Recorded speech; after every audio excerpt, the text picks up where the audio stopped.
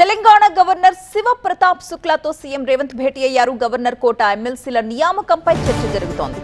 నెలాఖరుతో ముగుస్తున్న అజారుద్దీన్ గడువు మంత్రిగా బాధ్యతలు చేపట్టిన అనంతరం 6 నెలలలోపు అసెంబ్లీ లేదా మండలిలో సభ్యుడు కాకపోతే పదవికి అనర్హత ఉంటుంది.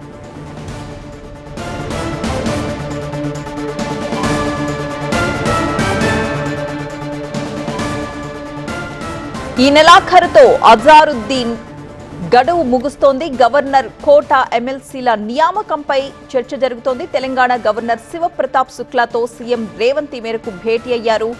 మంత్రిగా బాధ్యతలు చేపట్టిన తరువాత 6 నెలలలోపు అసెంబ్లీ లేదా మండలిలో సభ్యుడు కాకపోయినట్లయితే తన పదవికి ఆయన అనర్హుత అవుతాడు. ఈ నేపథ్యంలోనే ప్రస్తుతం సీఎం రేవంత్ రెడ్డి తెలంగాణ గవర్నర్ శివ ప్రతాప్ శుక్లాతో భేటీ అయ్యారు. గవర్నర్ కోట ఎమ్మెల్సీల నియామకంపై చర్చిస్తున్నారు.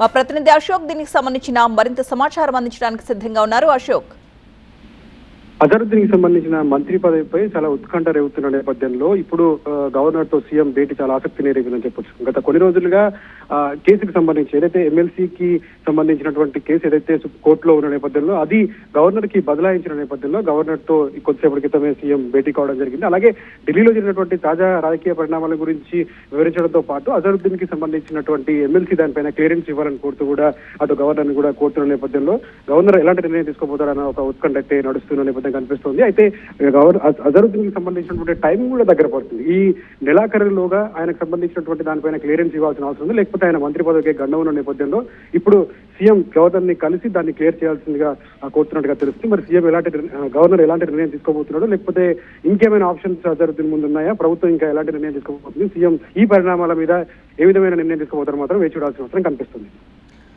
Right, thank you Ashok.